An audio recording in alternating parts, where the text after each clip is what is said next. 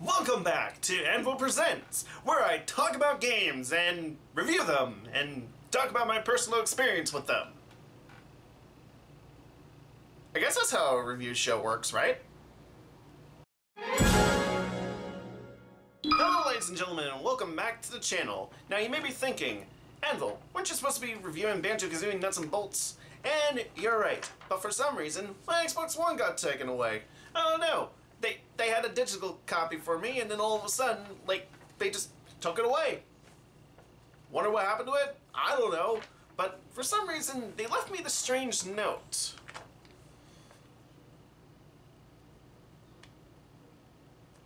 I can't even read it. It's all filled with rhyme and all that. Oh, it was signed by Gruntilda. Well, no wonder why it got stolen. But hey, how do we get Banjo-Kazooie to make a comeback and into the eyes of many people? Simple! Put them in Smash Brothers! And given the recent announcement of Smash for Switch, and the trailer that basically confirmed that Inklings will be playable characters, I think it's time to reminisce about Super Smash Brothers and its entire franchise. But we're going to be starting off with the good old classic Nintendo 64 version, released on April 26, 1999 in North America, developed by HAL Laboratories and published by Nintendo. Just look at this art style, man. Now this is what you call a classic art style for a game.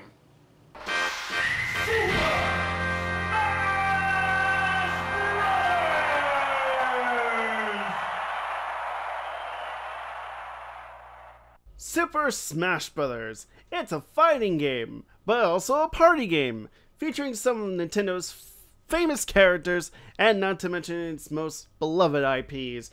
Duking it out, Mario punching and kicking Donkey Kong in the face for what he did to Pauline, knocking around Jigglypuff after drawing on someone's face, even though that's not really canon to the actual games, but let's just go with it. The Battle of the Gluttons between Yoshi and Kirby. These characters, I have no idea who the hell they are, and so much more. And it all started with that one commercial with Mario, Yoshi, DK, and Pikachu all frolicking in the beautiful meadows of, I don't know, nowhere, I guess.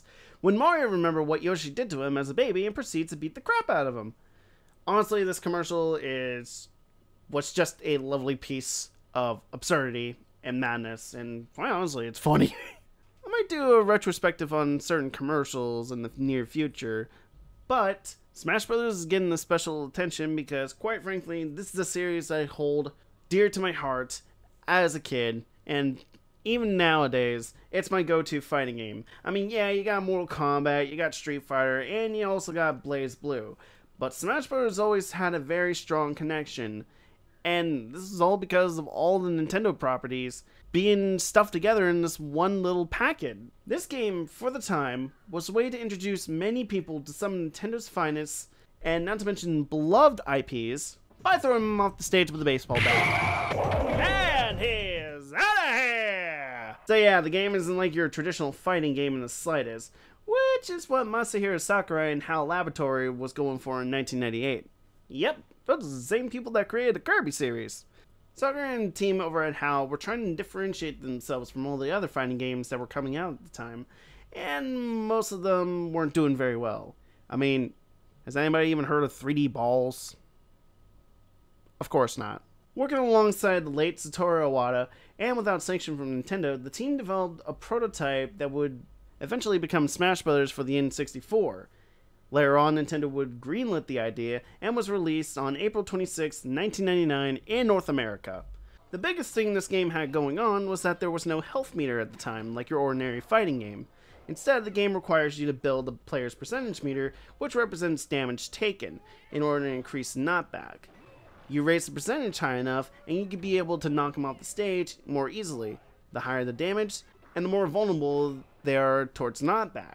You raise the percentage high enough, and you can be able to smash them off the stage, giving you a point process, or knocking a life out. You move around the stage like you would in a traditional platformer, and even sprinting by tapping the control stick really quickly. You can jump, crouch, and not to mention even shield, which also leads into your attacks. Whenever you're in the air, crouch, or while running, each attack is corresponding with the direction the character is currently going.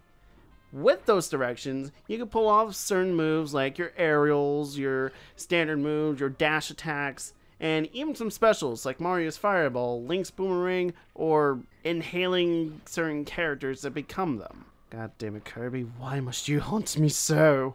Also on the field, if you choose them from the options menu, are items. And just like the characters and stages, all these items are all from different Nintendo games. Fire flowers and bomb-bombs and shells from Mario, to Maximum Tomatoes and the Star Rod from Kirby, to even the heart containers from Zelda, which back then would have healed your character all their health back. Nowadays, it only heals for 100%. It was fun while it lasts. In addition to those items, there's also the Pokeball, which whoever throws it can summon a Pokemon to aid them in battle for a short period of time. From Charizard's Flamethrower, give it a couple more years, you'll be all by yourself and not restrained by any sort of mechanic, to Onyx's Rock Slide, Snorlax's Body Slam, which covers almost the entire screen, and Goldeen, because Goldeen. She does no damage, and don't I recall that Magikarp was more useless than a Goldeen? If you don't like any of these items on the field, and don't want to get hammered all the way home, you could thankfully turn them off if need be. In the multiplayer, you have a choice of time or stock. In time, you rack up as much chaos as you can under the time limit. Once the time limit runs out, the player with the most points is the winner. Stock is what you traditionally see in most high levels of play, where you have a set number of lives, and when you lose them, you're eliminated. Essentially, this is the last man standing match, for whoever wins in the end is the overall victor. In addition to free-for-alls, there's also team battles, where two can get together, select their team color being red, blue, and green, and duke it out with another two, or 3 on 1, depending on if you want to treat your friends that badly. And they even give certain characters exclusive colors such as green alternates for both Donkey Kong and Mario, and a blue outfit for Samus. And speaking of those characters, you get a great selection of starter characters ranging from the majority of mainline Nintendo franchises. You got Mario from, well, Mario, Link from The Legend of Zelda, Samus from Metroid, Donkey Kong from Donkey Kong Country specifically, Yoshi from Yoshi, Fox from Star Fox, Kirby from the Kirby series, and finally Pikachu representing the Pokemon franchise.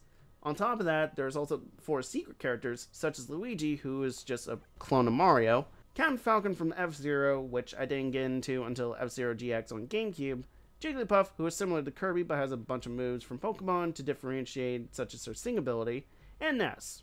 No idea who the hell this kid is. Apparently he's from Earthbound, so I don't know. I didn't know this character. After you choose your fighter, you get a choice from 8 stages and 1 unlockable area, all ranging from many Nintendo-based locales, such as Dreamland from Kirby, Peach's Castle from Mario, Saffron City from Pokemon, and Planet Zebes from Metroid. Some are pretty basic in design, while others have some questionable design choices, such as the Burning Acid in Zebes, which will burn you away if you come into contact, and it will launch you quite a ways. The many Pokemon in Saffron, such as Chansey, Charmander, and Venusaur, will interrupt you at any given time. And Falco shooting at Fox for not giving him his invitation to Smash in Sector Z. Falco, relax. We'll get you in Melee sooner or later.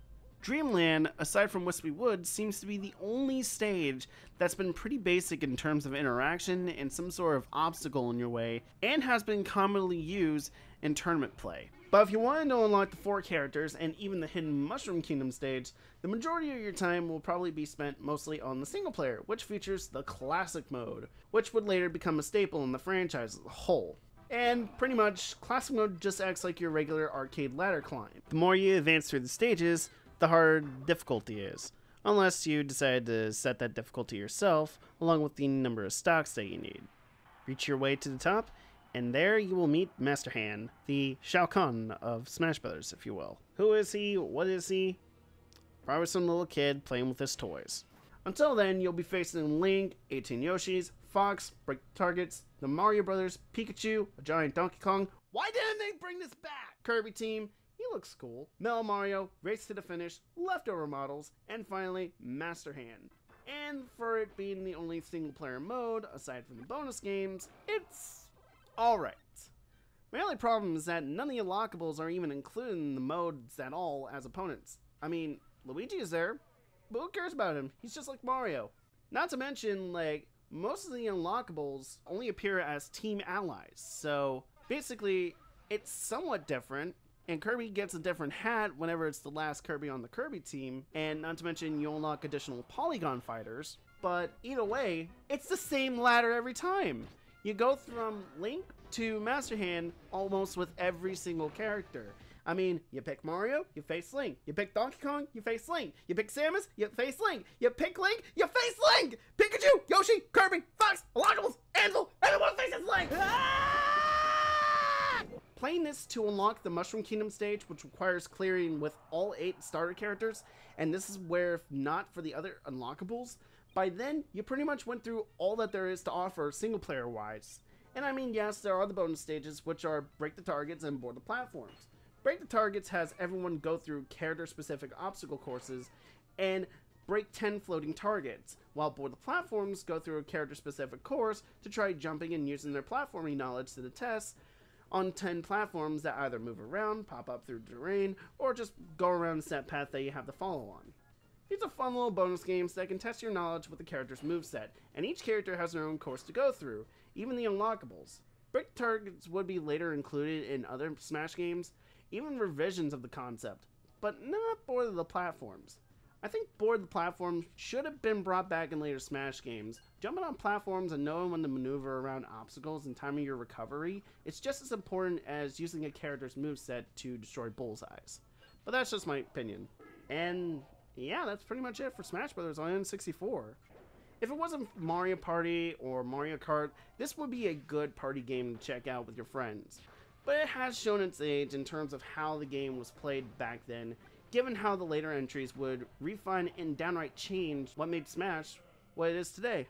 I still say give this a look to truly see where the series has started, but at the same time, it won't hurt you if you skip this entry and move on to the later games. They add so much more to the core experience that makes Smash 64 outdated in comparison. But I still say, for nostalgia's sakes, I still recommend it. Well, that's about it for Super Smash Bros. On 64. Back then, it was a good game at the time, but nowadays, it really did show its age. But I still enjoy it for nostalgia's sake. Now, tune in next time when we talk about the best of all the Super Smash Bros. Games, Super Smash Bros. Where did my copy go? It was right there. Right in that little corner. Oh, there's a note.